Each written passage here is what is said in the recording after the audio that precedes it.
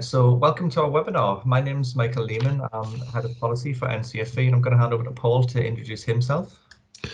Hello, my name is Paul Turner. I'm the Policy Specialist at NCFE. And together we're going to run you through the Regulating Qualifications at Level 3 Ofqual consultation.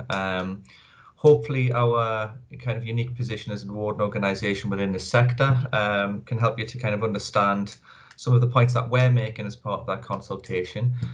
We'd really like to kind of make this a little bit interactive, if that's okay with everybody. So if you do have a question as we go, please type that into the chat box, and if I find an opportune moment, I'll try and kind of ask Paul that question as we go through. And we have left some time at the end to allow some questions and indeed chat. So if you want to ask questions at the end, you can again use the chat bar. Or if you're feeling particularly brave, you can raise your hand on Teams, and you know, we can bring you into the conversation that way as well. You know, so you know, we do want to kind of get some of your questions and comments as we go. So you know, do feel free to do that.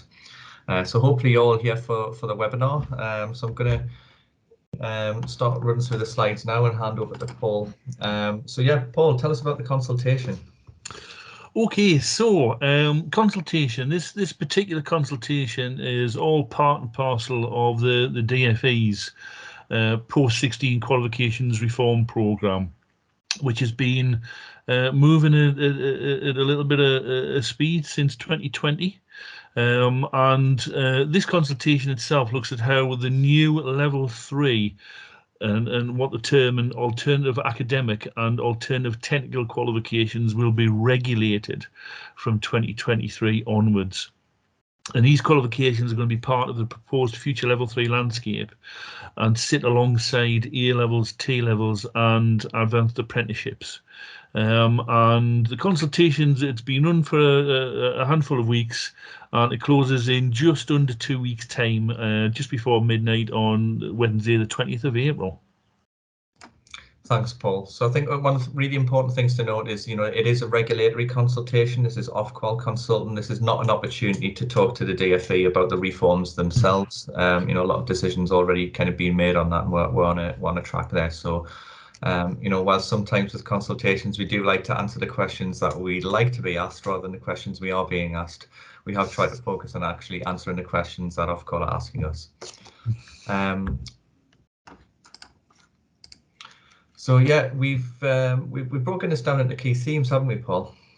Yes, there's you know, a number of questions involved in there, but we're going the key themes that seem to be running through the consultation itself we've lumped into 4 particular sort of like heading areas: qualifications, assessment, grading, and the impact on learners. And we're just going to look at each theme, a handful of points for each theme, what it means moving forward. And as Michael says, regulation is also covered. There's a handful of questions on the purest of regulatory, you know, sort of technical aspects, but we're not going to cover that because that's quite specifically between awarding organisations and Ofqual to work through those. Yeah. So as you can see, we haven't structured this around I think there's lots of questions, about 50 if I remember rightly. So we might have been in this webinar for a good 2 hours if we did that. So, you know, if there's anything that's not covered, any of those themes, then do ask a question in the chat as well. So we're going to cover the first theme now, which is qualifications. Yes, so qualifications. Okay, so there's a number of things that come through on the qualification side. So I've basically reduce them down to the 5 points that we think are quite important with regard to this, and you know, the ones where we're questioning in our answers what the, you know, the direction of travel is with regards to these. So the first point is we've got that the proposals themselves risk creating confusion, especially with regards to the alternative technical qualifications. Now, these are the qualifications that are going to sit alongside the T levels, or you know, perform other functions. And at the moment, the proposals are there's going to be at least 6 different groups of these alternative qualifications. you know, in the future. Now, fair enough, we've got 1 or 2, but if we start talking 6, and just as an example, some of these particular groups are going to be linked to T levels, so either sit alongside or you know, a sort of complement. Some of them are going to be linked to specialist occupations, which may be linked to themselves, anything to do with legislation or safety requirements. And some are going to be linked to what the term is cross-sector skills, so things which will thread across a number of sectors. And remember, this is on top of you know, what's going to be out there with regards to the T levels, and you know, whatever survives after the, you know, the risk the defunding of certain other qualifications that may take place later on this year. So potentially we'll have a confused landscape out there that may be difficult not just for learners to understand, but potentially employers. Providers like yourselves as well may be questioning what kind of qualification would this learner sit on, where does it, you know, where does it fit, where do they want to go. Employers, you know, as well will need to know what is this qualification. Is it a valid one? Is it suitable for what I need and what I want? So that's the first point on that side of things. And then the second, yeah, just to pick up on a point there, you know, because I'm thinking in my head back to the driver of this whole policy, the Sainsbury report in 2016, and you know, what's central really to the idea was the idea that they would simplify the qualification landscape. And it feels like actually, you know, are we straying from that original vision a little? So that, you know, I think that's a point we can make quite clearly in our consultation response, is actually referring back to the original Sainsbury review document, and you know, that desire to simplify the landscape. We're in danger of actually, you know, adding different layers of complexity here. Yep. Definitely, I fully support that side of things, and because of that, and linked to that, the proposals do run a risk of actually widening the academic and technical divide, because it may well be that some people who were potentially thinking about doing a technical qualification just do not understand which one is the best, which one is the most appropriate, which one will take them to where they want to be. So the default will be that they'll stay on the academic route, which may not be the best route for them. You know, in the first place. We all know that, you know, the statistics show that in January there's an influx of young people into colleges and providers for technical qualifications and technical training, who have stayed on and thought A levels or were advised that A levels were the best, and actually they weren't.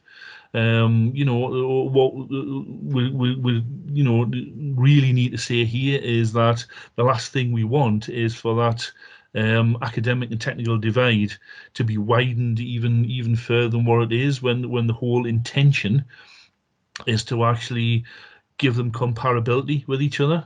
You know, that's the whole idea of the T levels, was the comparability with the comparability with the A level side, and that's, you know, that's beginning to prove itself now. The last thing we need is the surrounding landscape, you know, to widen the divide even further.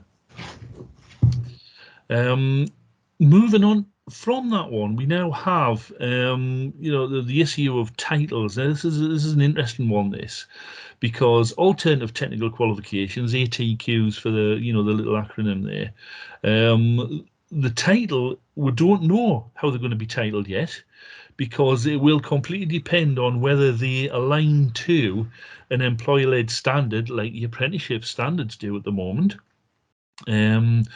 or not, or whether they may align to a standard in the future. So we really don't, you know, it's not too clear as to, you know, what the actual titling will be at the moment. We're looking, you know, the potential is that a common titling convention would help the clarity on that. You know, and you know, other questions come up. You know, as we've put further down there, what changes will be required if a qualification didn't align to an occupational standard now, but will do at a later date? Will that mean a change of title? will that qualification, the original qualification, have to be taken off the Ofqual register, regulated qualifications? Will it have to be defunded and then refunded again under a different title? We're not too sure on that one yet. So that's something I think which again, feeds into the confusion of what it actually is that a young person or potentially an adult will actually come out with at the end of their program of learning.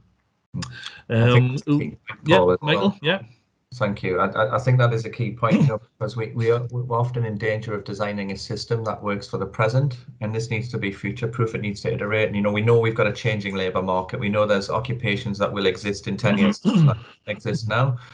And, as I think we know that it's not that responsive to get a new apprenticeship standard introduced. So, absolutely key that there is an allowance for that and the flexibility for that in the system. Definitely. I mean, at the moment, I think it's it could take about 2 years, I think, for a new standard to come on board. So the potential is that we could have a 2-year program of learning, followed by potentially a year of something winding down before something else takes its place. And again, the confusion, would add to a risk of somebody not actually achieving what they want. Or coming out at the end with something. So, there's a question around titles. Exactly how are these qualifications going to be titled, and will it make sense? Will it actually be understandable? Yeah, and that's key to the currency that the qualification hold. When you take that to an employer, the employer needs to understand that, and that's why the title in particular is crucial to that. Yeah. Just before we cover the last point, Paul, as well, I just want to pick up on something in the chat. So Helen's written that schools don't seem to understand or promote T levels effectively yet, and absolutely true on that one. Yeah. More technical quals are going to make the landscape more confusing. The school default seems to be A levels, and I would agree with that. The default is GCSEs A levels, and that's largely because they're well understood. They've been iterated over years. It's kind of evolution rather than revolution on those quals. And the scale of reform sometimes works against us in the vocational system. So absolutely agree with that. And I think all we can really do with that is wait and hope that T levels are iterated and improved over time, rather than ripped up, torn out, and baby with the bathwater, and the next new qual comes. So yeah, back to you, Paul. Yeah, okay. So, and then finally on the qualification side, there's one of the questions in the consultation about nested qualifications and whether they should be retained. Yes, is the answer to that. We've said it is absolutely crucial to retain nested qualifications. We know they work. We know they are effective stepping stones to achievement. Somebody comes on, award, certificate, diploma, through a period of learning. We know it works. And the last thing we want is a landscape where the ideal is the bigger the better. Size isn't always about quality. The bigger the qualification doesn't always mean it's the better qualification. The award and the certificate might be, the best qualifications for somebody to achieve rather than the whole thing. And to have that nested qualifications approach will really support that. Absolutely agree, Paul, and I think it's something we'd certainly encourage providers to put into there, in particularly because you're the guys who run these courses, and it's important that the Ofqual understand that this is how these qualifications are being used. On to assessment, Paul. Yes, now assessment, interesting one. We've all been the last 2 years subject to all sorts of strange, odd, but sometimes effective assessment strategies going on. So there's quite a few questions around assessment. So again, I've pulled it out and distilled into sort of 5 areas that we think are important. The first one, and probably the biggest one, is that Ofqual and the Department for Education really should be working together to allow an efficient approval and review process of assessment strategies.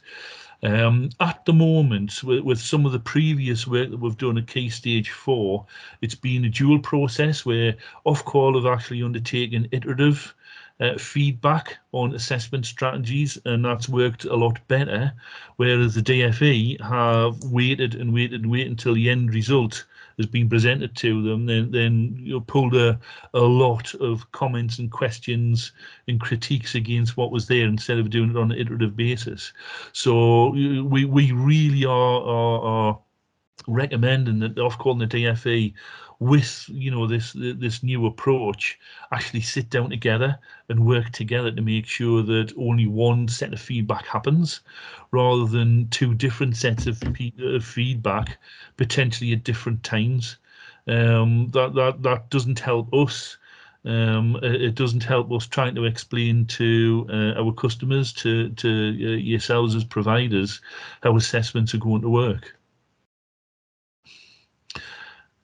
Second part on this, also it's unclear a little bit about who actually signs a strategy off if there's a conflict. So by conflict, I've got down there that if there's a legislative requirement or a safety requirement, who actually signs off the strategy as valid? Is it the awarding organisation who has the qualification, or is it the other party under which the legislation or the safety requirements fall? And I think a potential example here could be in the health sector, where we have a level 2 healthcare qualification, which is the minimum requirement.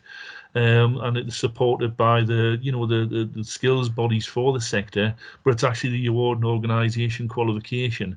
Who is it that would sign, the actual assessment strategy off? Has it got to be both? In which case, there may well be a little bit of to and fro as to wording, how actual, assessments will take place, when they will take place, who will do them, etc., etc. So again, it's something that we're pushing for clarity on. Who has the ultimate sign-off of the assessment strategy that is then presented as that strategy for that qualification. Again, the last thing we want is confusion here.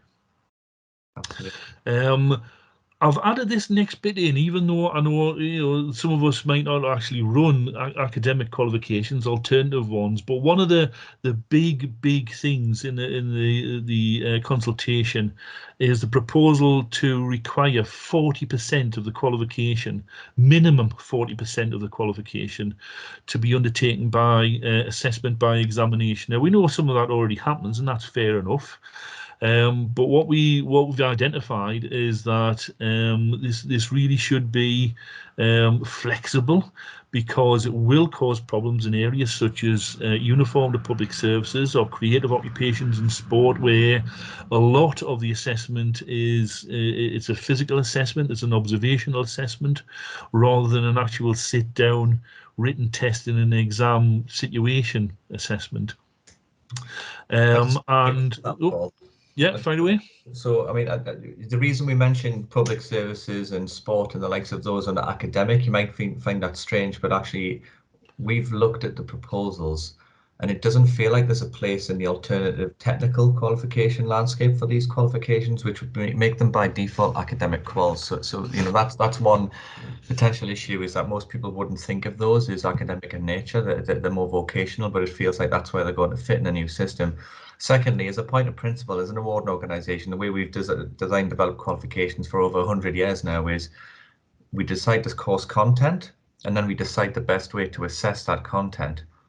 Over the last few years, so many reforms mean that we actually have to start with, this is how it will be assessed, and then we work backwards from that, and it doesn't feel right as a point of principle to us to do it that way. Yeah, definitely. And it's saying a minimum of 40%, but it does actually say further on that some qualifications might actually have more, 50% plus. Which is it may end up being a strain on centres to actually, on providers and yourselves to actually manage. And the other side of that as well is that there was a proposal to restrict it to twice a year, specific dates and times. Not too sure that that's a good proposal, because there's so many variables in there, and we believe that it should be left open to discretion and the agreement with the centre.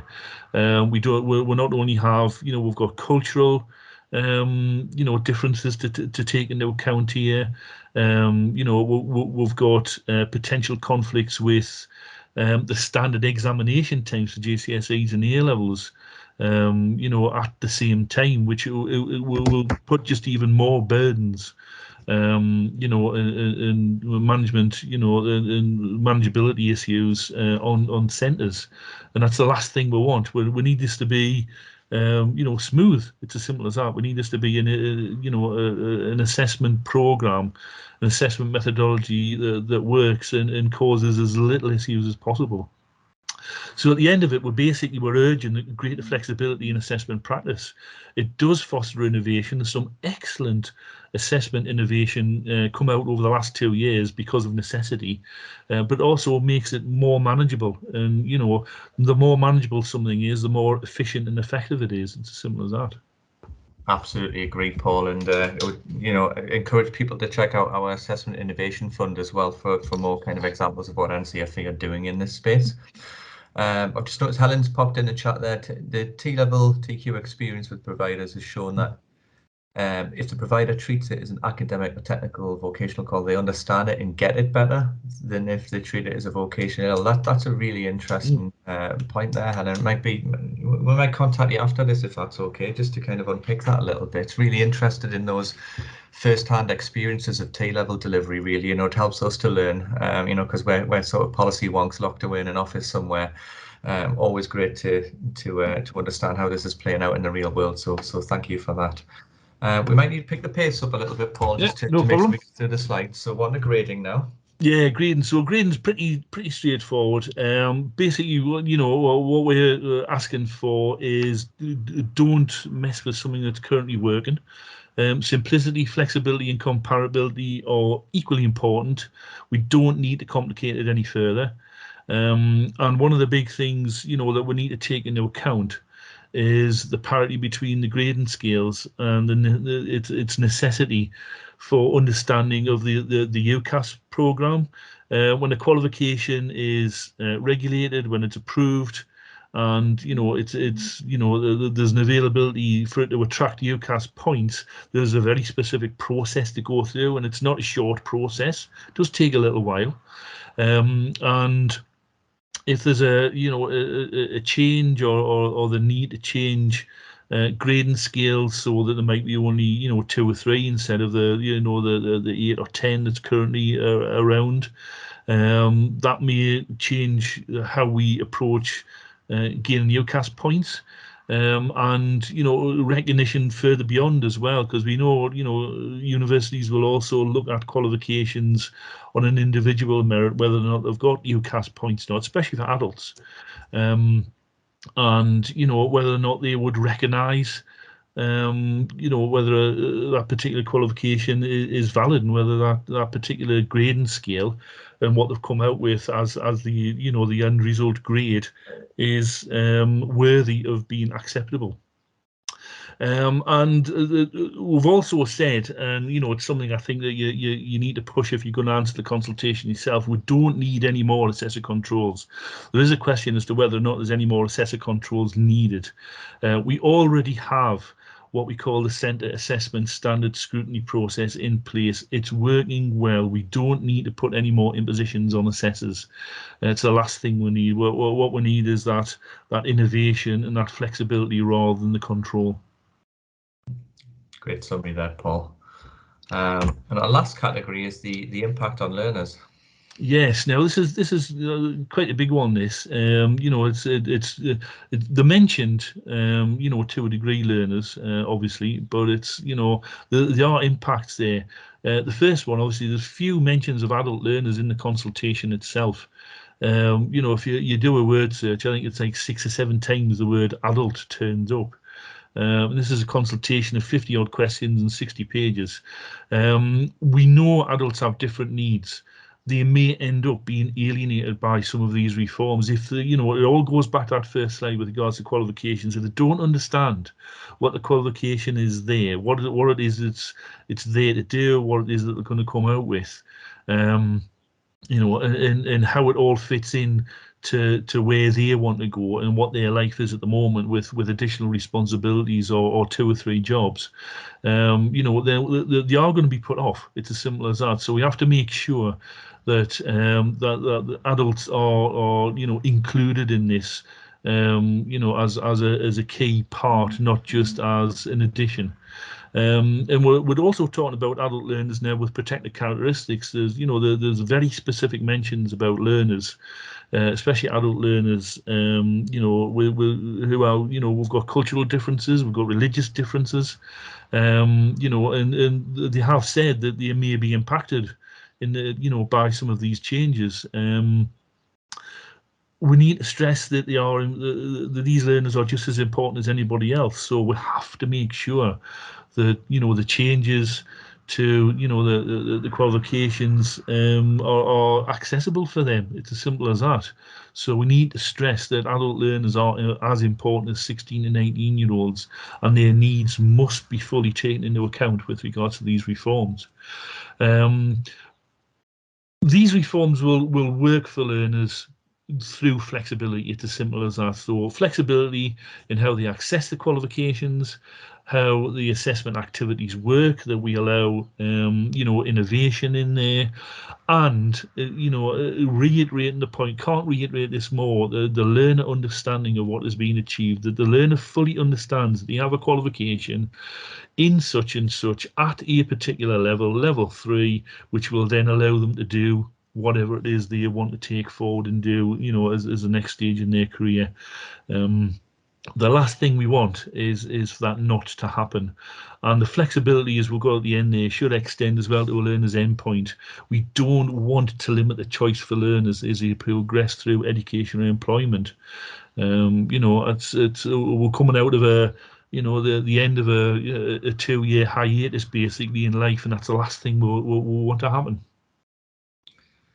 Great summary again, Paul. So yeah, take a drink of water if you like. So yeah, do encourage you, if you've got any questions, to put them in the chat now, or to raise your hand, because we'll come on to questions in just a moment. So I believe we are going to circulate the slides and the recording after the webinar. So the links here will work for you as well, but you could always just Google the Regulating Academic and Technical Qualifications at Level 3.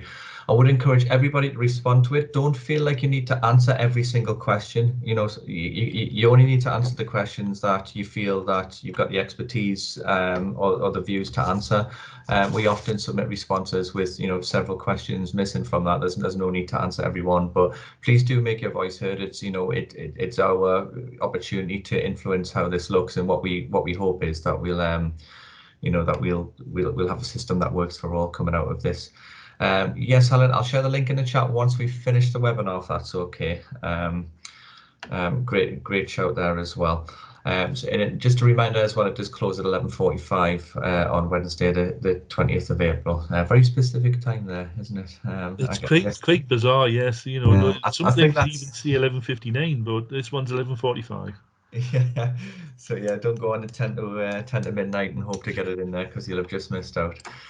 So yeah, that brings us to the end of our content. Conscious people, might need to drop off now. So if you do, then please feel free to leave. But we're happy to stay on as long as needed to answer any questions that come in.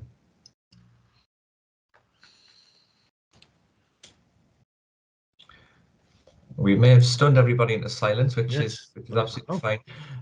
Do understand as well, sometimes you might have a question that pops into your head an hour later, or 3 days or 3 weeks later. If that is the case, I'm sharing Paul's email here today. Paul, yep, exactly, yeah. Paul's very much, as expert as it gets on these matters, really. He's put together our consultation response, so if you want to dig into anything that we've talked about today a little deeper, if you've got a question for Paul, then, do send him an email at paulturner@ncfv.org.uk. Yeah, so great. Helen just saying she has immediate questions, but we'll contact if and when needed. Yeah, very much encourage anybody to do so. And I think, Helen, we'll be in touch with you. We should have your email from the sign up following that. In which case we'll bring it to a close. I just want to say thanks very much to everybody for attending, and thanks especially for to Paul for his time today and for taking the hard work to kind of draw out those themes, put together the slides and guide us through it with such expertise. So thanks, Paul, and thanks everybody else. I hope you enjoy the rest of your day.